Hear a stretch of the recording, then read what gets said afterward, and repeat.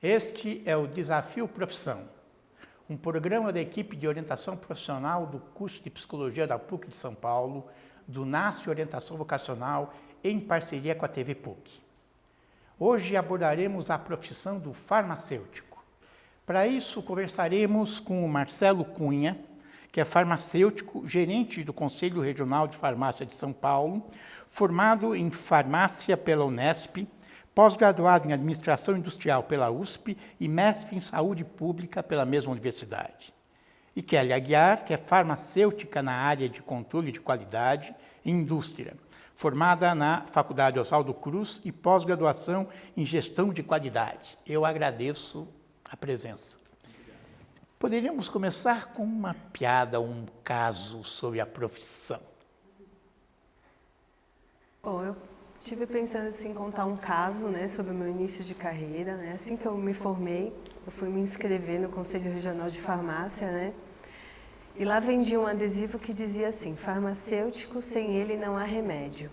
Eu achei lindo, Comprei, colei no carro dos meus pais, não tinha carro, e andava por aí toda orgulhosa assim, com a minha profissão. Porque o medicamento, ele faz parte da vida das pessoas, diria até que ele é essencial. Ele traz qualidade de vida, alivia sofrimento, traz longevidade e ele é de responsabilidade do farmacêutico. Isso, para mim, foi assim, motivacional, Gostei. Então, a Kelly aqui já adiantou que farmacêutico geralmente quando faz algum tipo de brincadeira, ou é com camisinha, com preservativo, ou é com supositório, Mas tem um caso meu que é pessoal, eu não tenho como fugir disso, Eu também, igualmente a Kelly, recém-formado, trabalhei em farmácia, um bom tempo. E eu me lembro, a gente estávamos num plantão, e nesse plantão, então, era de madrugada, parou um carro, tinha um casal, desceu o rapaz, e aparentemente tinha uma mulher dentro que estava sofrendo, porque eu vi que ela se debruçava, E o rapaz me pediu um medicamento, que é um medicamento usado para cólica, geralmente para cólica menstrual, e me pediu uma caixa de preservativo. Muito bem, E aí eu entreguei os dois, ele parou, olhou para os dois e falou: quanto que custa cada um? E eu me lembro que a diferença era muito pequena, não me lembro nem se era real ainda, mas era uma coisa, hoje seria em torno de 50 centavos, R$1. O medicamento era 50 centavos, R$1 mais caro. Ele olhou e falou assim: nossa, ele é mais caro do que o preservativo? Eu falei: é. E aí o que você imagina? Que o cara vai dar prioridade ao medicamento. Para minha surpresa, ele falou: então suspende o medicamento. Eu falei: vai levar um? Então vai levar uma caixa de preservativo? Ele falou: não, suspende o medicamento e 2 caixas de preservativo. E aí eu fiquei pensando, falei assim: poxa vida, Coitada da namorada, ou seja, quem estava lá com ela, Então foi isso que aconteceu comigo, O que me leva a pensar, talvez, que ele tivesse uma compreensão errada do outro remédio também, Também. Pode ser, Pode ser. Então, o farmacêutico está muito ligado a remédio. Mas o que ele faz concretamente nessa área do remédio? Bom, na verdade, até trouxe aqui, eu olhei no site do Conselho Federal de Farmácia, e lá diz que são farmacêuticos que têm 73 áreas de atuação. Então é uma profissão aí, assim, bastante ampla, Falando de forma farmacêutica, de amplo espectro,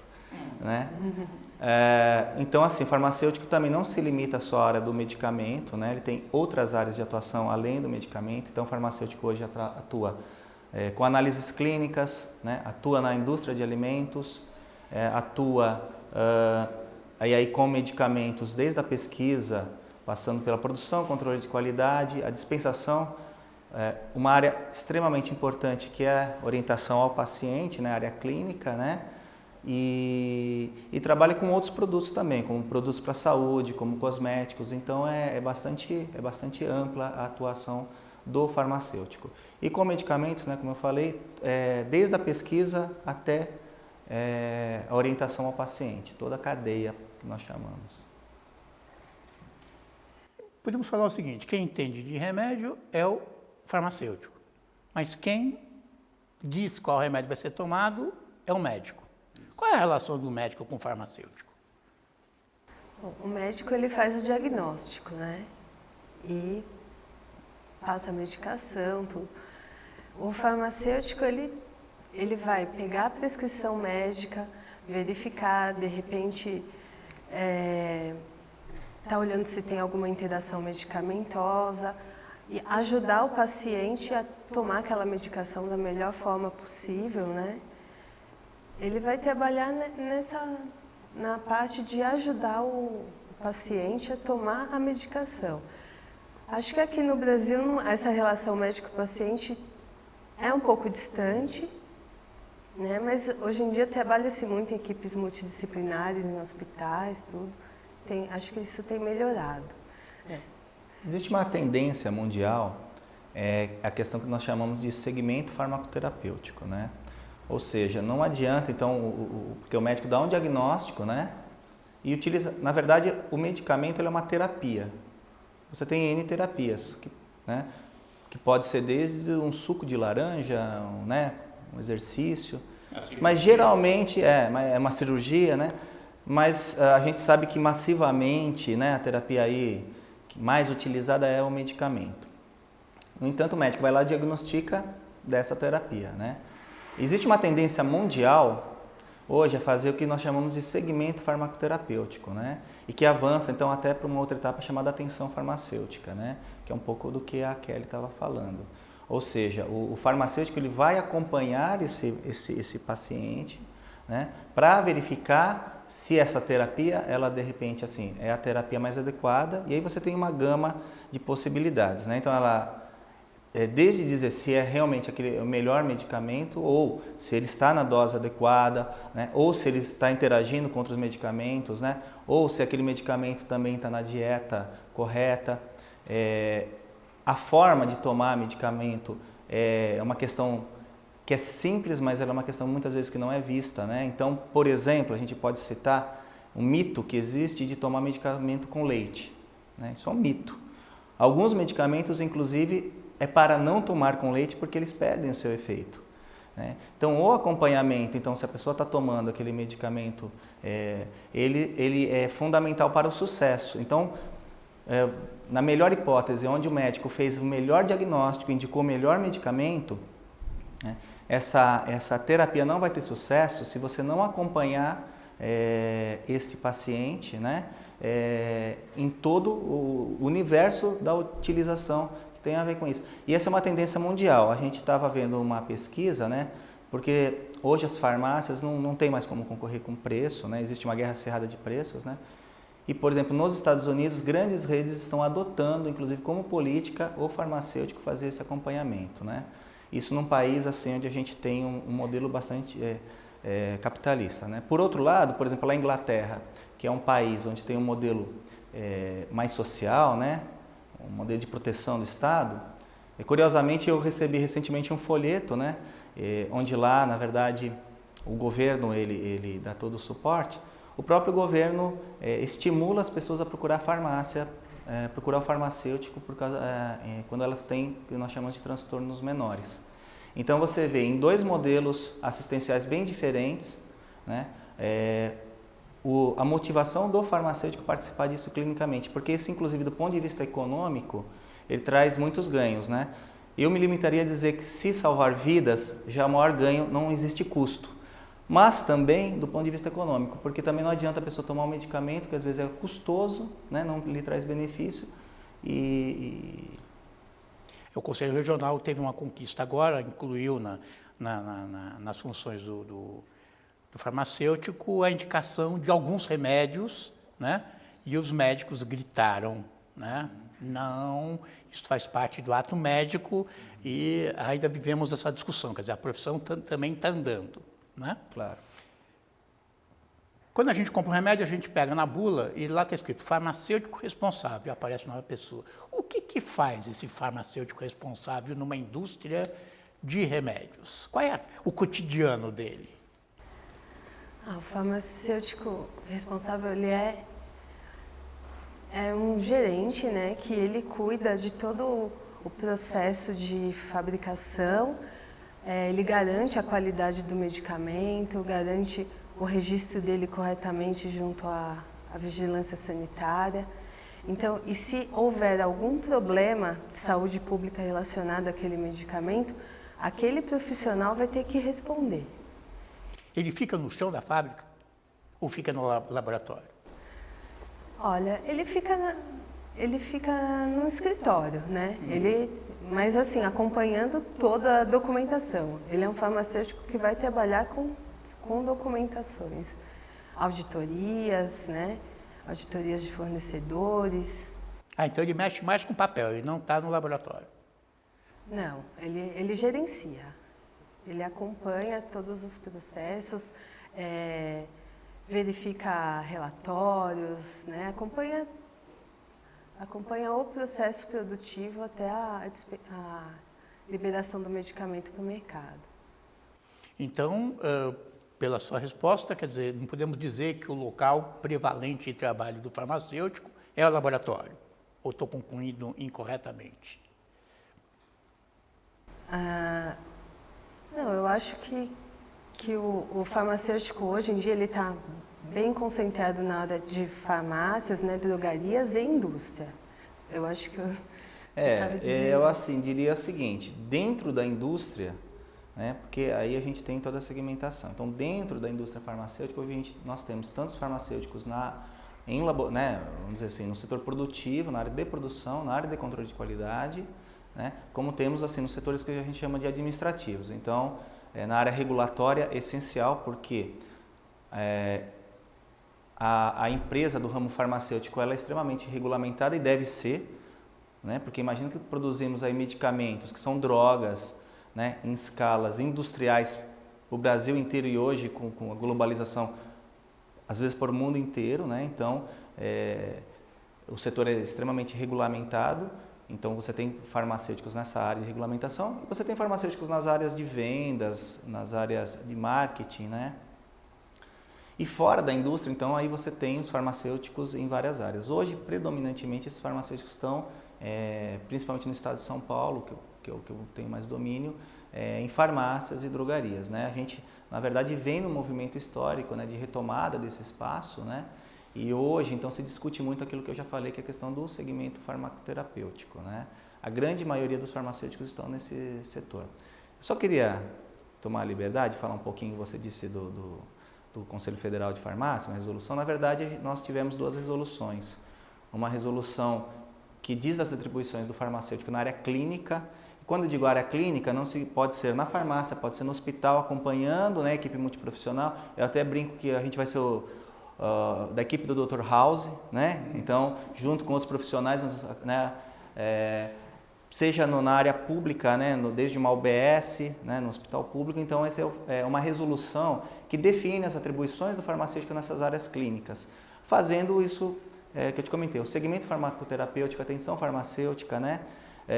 Por exemplo, no hospital, muitas vezes você vai administrar um medicamento e aquele medicamento a pessoa está com uma dificuldade via oral. Esse farmacêutico pode, por exemplo, interagir com a equipe multiprofissional e, por exemplo, ver com outros profissionais ou com nutricionistas, ou preparar esse medicamento não por via oral, por outras vias, né? Então pode ser via interal, alguma outra forma. Então você vê, o medicamento está correto, só que às vezes o paciente tem dificuldade em tomar esse medicamento. Então você atua com outros profissionais dando soluções para isso, né? Mas muito bem, e temos uma outra resolução que é acoplada a essa do farmacêutico clínico, que é da prescrição farmacêutica, que está gerando polêmica, né? Na verdade é o seguinte, hoje você tem dois grupos de medicamentos, os isentos de prescrição e o de prescrição, né? Os isentos de prescrição já é mundialmente estabelecido que ele pode ser fornecido, orientado, né, por um farmacêutico. O que existe é a questão de você registrar isso. Então, na verdade, quando a gente falou de prescrição, e já existe uma regulamentação da Anvisa que fala que eu posso dar o medicamento e declarar numa declaração de serviços, uma resolução de 2009, RDC 44 de 2009, eu já estou fazendo, teoricamente, uma prescrição, porque eu estou escrevendo que eu estou dando. E isto não muda muito a rotina do farmacêutico, mas isso muda o quê? A relação do farmacêutico com a sociedade, isso dá segurança para as pessoas, né? Que então uma pessoa tomou um medicamento, teve algum problema, né, que foi indicado, o farmacêutico registrou, né? E até acrescento mais, muitos outros profissionais, eles prescrevem, né? Nós temos a prescrição da nutricionista, temos a prescrição de enfermagem, né? E nessa resolução do Conselho Federal também tem uma prescrição de farmacêuticos para alguns medicamentos de prescrição, né? Porém, o grande detalhe é que são pessoas já diagnosticadas, então o farmacêutico, em hipótese alguma, pretende fazer diagnóstico, então pessoas assim, já diagnosticadas, farmacêuticos que têm especialização em farmácia clínica, que eu acho que também é um ramo muito interessante, as pessoas se especializarem, né? E fazer dentro de protocolos. Isso na área de enfermagem já existe. Então, por exemplo, eu vou só dar um caso aqui para exemplificar, por exemplo, medicamentos de uso crônico. Então, o médico, por exemplo, no eventual protocolo, ele pode dizer, olha, esse aqui é um paciente que é cardíaco, né? Ele tem hipertensão e é crônico, vai ter isso para o resto da vida. Então, o médico faz a prescrição, então ele faz um protocolo, eventualmente, e fala, olha, a cada 6 meses ou a cada mensalmente, o farmacêutico pode transcrever isso. Então, assim, está dando furor, mas não tem nada de incorreto, isso é só para ajudar as equipes multiprofissionais. E as análises clínicas? Na década de 80, a gente acompanhou uma disputa dessa área de farmacêuticos com cientistas biomédicos. Como é que vocês veem? É uma área da farmácia? O farmacêutico, sim, pode atuar nessa área, né? Mas eu, particularmente, gosto de ver o farmacêutico ligado aos medicamentos, né? Até cosméticos. Eu acho que o alimentos já é uma área mais distante da realidade assim do farmacêutico. E a área de análises clínicas, acho que é possível atuar também, mas eu particularmente eu prefiro estar perto do medicamento. Eu diria o seguinte, vamos começar da formação, né, que a gente nem... O farmacêutico ele tem uma forte formação em química e biologia. Geralmente, quando você pergunta para um farmacêutico por que você foi fazer farmácia, o cara fala, porque na faculdade... eu sou da época do colegial, agora ensino médio, né? Então eu falava, no colegial, eu gostava de química e gostava de biologia. Não sei se também é o seu caso, né? Uhum. Mas 90%. Então ele tem essas duas formações. Isso lhe confere, então você tem um amplo, né, aspecto de atuação. Então, por exemplo, como farmacêutico, na parte de biologia a gente mexe muito com bioquímica, então microbiologia, né? Então isso propicia eu atuar, por exemplo, na indústria de alimentos, por exemplo, com os controles de qualidade microbiológicos, né? Com alguns tipos de produtos que são da área, então são edulcorantes, são produtos que dão cor, que dão aroma, então porque a gente tem a bioquímica, né? E isso também nos propicia trabalhar com análises clínicas, né? E aí, quando se fala em análises clínicas, a primeira coisa que as pessoas pensam é o laboratório clínico. É também uma área de atuação, realmente assim, que também é uma área onde atua outros profissionais, como a biomedicina, né?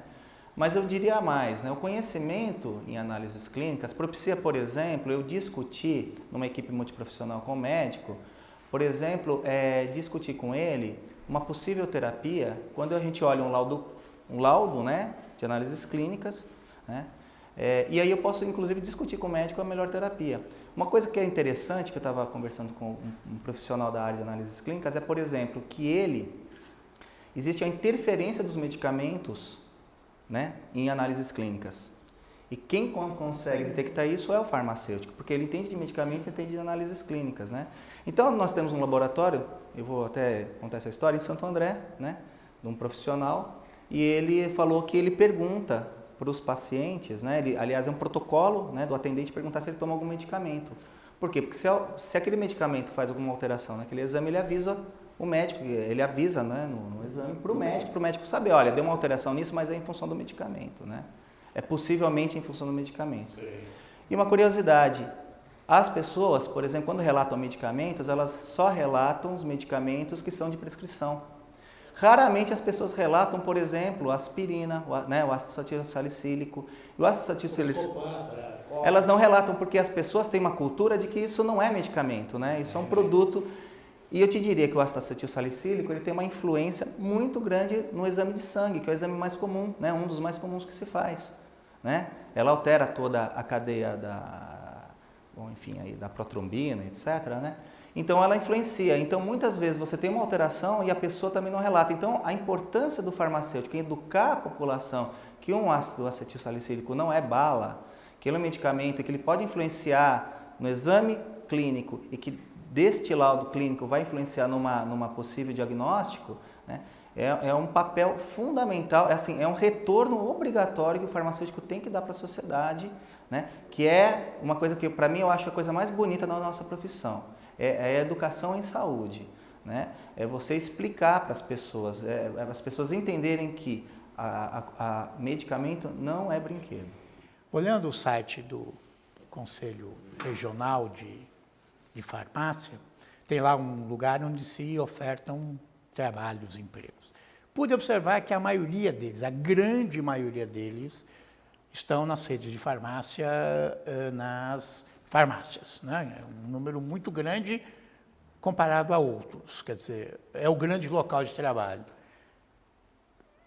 Não fica muito claro para quem está na farmácia qual é o papel dele. Ele é um vendedor, o que ele faz, né? Não seria uma formação muito grande para trabalhar naquele local?